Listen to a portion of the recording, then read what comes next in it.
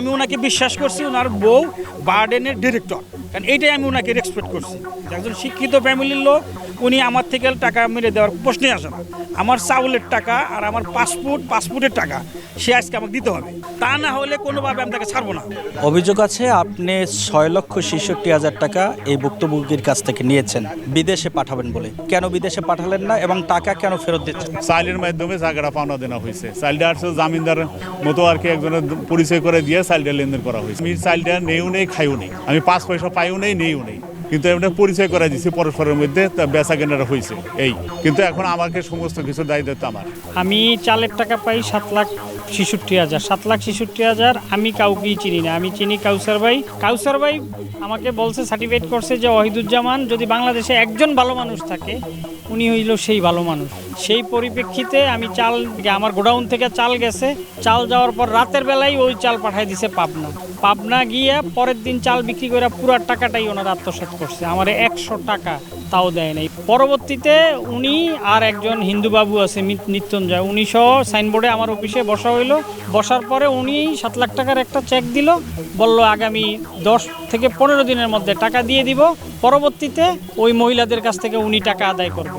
আপনার উপরে যে অভিযোগটা আছে বিদেশে পাঠানোর জন্য আপনি টাকা নিয়েছেন 6,66,000 টাকা। বিদেশে যাওয়ার জন্য টাকা আমি নিয়েছি 1,05,000 টাকা। ওনার পাসপোর্ট কার কাছে? পাসপোর্ট আছে আমার কাস্টডিতে আছে। ওনার পাসপোর্ট কেন রাখছেন আপনি? না, ফেরত দিতে পারিনি, আমি আটকায় রেখেনি, দেওয়ার জন্য প্রচারটা চালাইছি, সাক্ষাৎ মিলেন। আপনি কি জানেন যে সর্বোচ্চ শেষ করে দিয়ে একজন মানুষ স্বপ্ন দেখে সে বাইরে যাবেন, তার পরিবারকে ভালো রাখবেন, সেই মানুষগুলো যদি আপনাদের কাছে প্রতারণার শিকার হয় সেই মানুষগুলো কোথায় যাবে? এটা কোনো প্রতারণা হয় নাই, এটা একটা বিজনেস বিষয়ের কথা ছিল। আমার সাথে সে পার্টনারশিপ বিজনেস করার কথা ছিল, সেইভাবেই তার সাথে কথা। আপনি বলছিলেন যে বিজনেস করবেন, ওনার পাসপোর্ট আপনার কাছে কেন? আমার পাসপোর্ট আছে, ওনার পাসপোর্ট আছে, দুইজনের আমরা শেয়ার হোল্ডার হবো, এই ছিল কথা।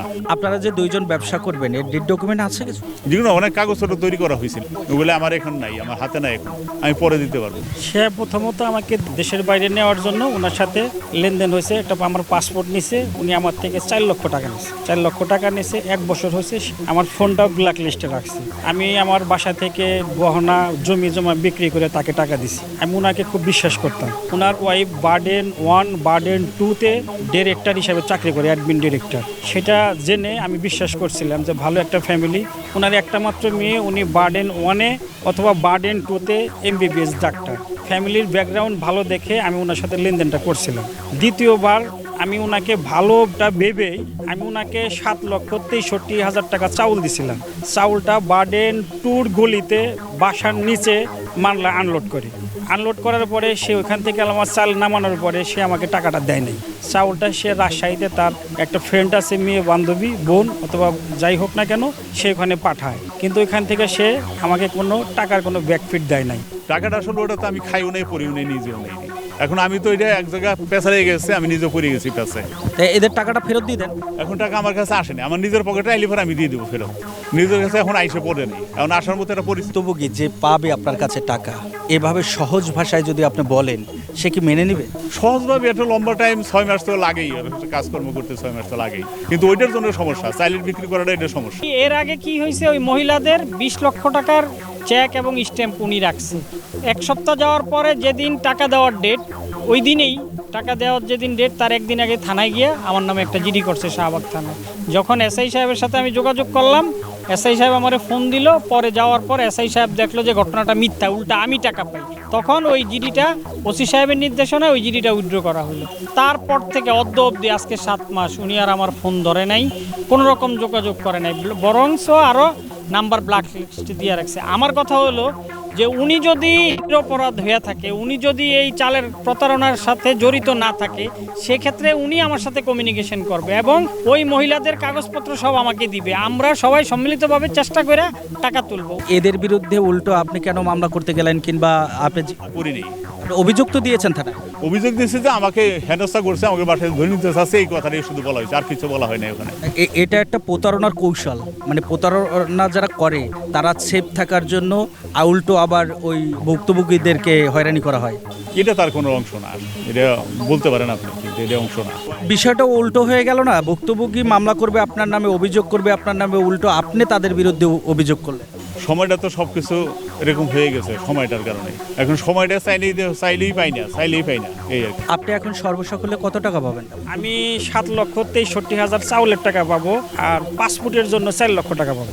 11,63,000 টাকা পাবো। সে আমাকে 1 লক্ষ টাকা চাউল বাবদ দিয়েছে। তার সাথে আমার যোগাযোগ নাই 1 বছর। সে আমার ফোনটা ব্ল্যাক লিস্টে রাখছে, আমার পাসপোর্টটা তার কাছে আছে। আপনি ওনার ফোন কেন ব্ল্যাক লিস্টে রাখেন? আমি ব্ল্যাকলিস্ট করিনি, এই কথাটা মিথ্যা। আমার ফোন ব্ল্যাক লিস্টে রাখছে, আপনি দেখতে পারেন। আমি এই ফোন ব্ল্যাকলিস্ট করিনি। উনি 1,05,000, তার মধ্যে 15,000 টাকা দিয়েছিলাম, আর ওখানে ছিল 6,65,000, তার মধ্যে 1,25,000 টাকা দেওয়া হয়েছে। এই হলো সর্বশেষ। ভুক্তভোগী তো আপনাকে চেনে, আপনার কাছ থেকেই টাকাটা নেবে। ভুক্তভোগী আমাকে চেনে, তাদেরকে চেনে না, তা আমার মাধ্যমে তাদেরকে চিনছে। আমি এখানে মিডিয়ার মতো কাজটা করছিলাম, কিন্তু তারা আমাকে প্রতারণা করছে।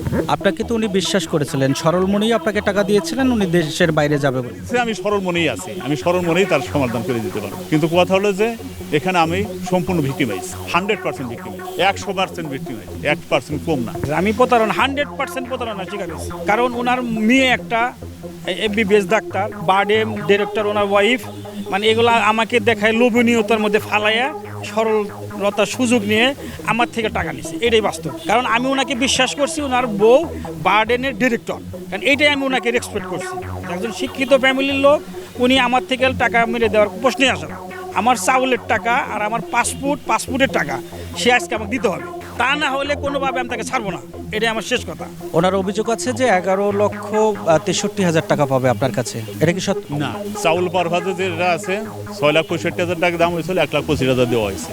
ওনার পাসপোর্টের পারভাজে উনি আমাকে 1,05,000 টাকা দিচ্ছে। এটাই সত্যি। এরকম ভাবে অসংখ্য বয়েস আছে, উনি টাকা দিয়ে দিব আগামী সপ্তাহে, আগামী মাসে, এরকম করতে করতে লাস্ট ডেট ছিল 10 তারিখ থেকে 15 তারিখ, তার আগে ছিল ঈদের আগে। আমি অদ্যবধি 100 টাকা পাইনি, বরঞ্চ আমার পকেট থেকে আমি চালের যে মিল মালিক তাদেরকে 3 লাখ টাকা দিছি। আর বাকি টাকার জন্য আমার সাইনবোর্ডে আমার একটা প্রতিষ্ঠান আছে, রেস্টুরেন্ট, ক্যাফে বিসমিল্লাহ হোটেল অ্যান্ড রেস্টুরেন্ট, সেই রেস্টুরেন্ট আজকে 2 মাস যাবৎ বন্ধ। মব সৃষ্টি কইরা চালওয়ালারা, বিভিন্ন সন্ত্রাসী দ্বারা আমার দোকান তালা দিয়ে রাখছে। আমি সেই সামান্য কটুক টাকার জন্য লজ্জায় আমি আজকে ফেরারি আসলাম। তাহলে উনি আমার লাইফ, আমার দীর্ঘদিনের ব্যবসার সুনাম ক্ষুণ্ণ তো হয়েছেই, প্লাস আমি একটা ফেরারি জীবনযাপন করতেছি। আমি আমার ফ্যামিলি থেকে দূরে, এই টাকা অল্প, বাট উনি মিসকমিউনিকেশন এবং উনি কোনো যোগাযোগই করে নাই। যোগাযোগ না করার ফলে যারা মিল মালিক তারা এসে আমার দোকান বন্ধ করে দিয়েছে। আমি আজকে 1.5 মাস মানবত জীবনযাপন করতেছি। আমি একবেলা খাইলে আরও 2 দিন খাইতে পারি না, কারণ আমার রিজিকে হাত দিছে। আমার ব্যবসা রুটি রুজির যে জায়গা সেটা তালা দিয়ে রাখছে। তাহলে উনি, আমার কথা হলো ওনার সাথে আমার কোনো পূর্ব শত্রুতাও নাই, পূর্ব যোগাযোগও নাই। আজকে দিনের মধ্যে উনি আমার টাকাটা দিয়ে সসম্মানে, ওনারও সম্মানী ব্যক্তি, উনি দাবি করতেছে ঠিক আছে, ওনার সম্মান ওনার জায়গায়, আমার সম্মান আমার জায়গায়। আমার রুটি রুজির যে জায়গা, আমার যে রিজিকের ব্যবস্থা হয় যেটা দিয়ে, সেটা আমার খোলার ব্যবস্থা করে দেব, টাকাটা দিয়ে দেব, বাস আমার কথাই। আপনি শুনছিলেন যে একজন ভুক্তভোগী অভিযোগ করছিলেন যে এই ভদ্রলোকের কাছে তিনি বিদেশে যাওয়ার জন্য টাকা দিয়েছিলেন, তাকে বিদেশে পাঠাননি, টাকাটা তিনি আত্মসাৎ করেছেন, তার সাথে প্রতারণা হয়েছে। আসলে এই ধারণার মানুষের কাছে প্রতিনিয়ত সাধারণ মানুষ প্রতারিত হচ্ছে। যারা সর্বোচ্চ হারাচ্ছে, তার ভিটামাটি হারাচ্ছে, তার বউয়ের বা মায়ের স্বর্ণ অলংকার সব কিছু বিক্রি করে দিয়ে বিদেশে যাওয়ার জন্য টাকাগুলো দেয়। আসলে এই বিষয়গুলো আপনারা কিভাবে দেখেন? এগুলো 1 নম্বরে প্রতারণা। প্রথম হচ্ছে প্রতারণা, এদেরকে সর্বোচ্চ শাস্তি দেওয়া উচিত, আইনের ব্যবস্থা নেওয়া উচিত। এরা আইনের চোখও ফাঁকি দেয়। ফাঁকি না দিলে এতটা মাস, এতটা বছর এনারা ঘুরাইতো না। একটা বছর ওনার নাম্বার ব্ল্যাকলিস্ট করতো না, আর ওনাকে ঘুরাতো না। এখন সর্বোচ্চ শাস্তি ওনাদেরকে ধরে মারধর করে তারপরে টাকা আদায় করতে হবে, কারণ আইনের ব্যবস্থা নিলে এরা ছুটে আসবেই। কারণ ফরিদপুরের মানুষ, ওই দিকের মানুষ এরকম হয়ই, সব সময় এরা এরকম টাইপের করে থাকে। আপনার নাম কি? ওয়াহিদুজ্জামান। আপনি কি করেন? আমি ব্যবসা করি। কি ব্যবসা করেন? আমি কনসালটেন্সি করি। আপনার প্রতিষ্ঠান কোথায়? প্রতিষ্ঠান ছিল সাউন্ড টাওয়ারে। এখন কি প্রতিষ্ঠান আছে? এখন প্রতিষ্ঠান নাই, ভাড়া দিতে পারিনি, প্রতিষ্ঠান নাই। এখন ঘুরে ঘুরে এইভাবে প্রতারণা করেন? আমি তার টাকা নিই না ওর কাছ থেকে। আপনার গ্রামের বাড়ি কোথায়? গ্রামের বাড়ি ফরিদপুর সদরে।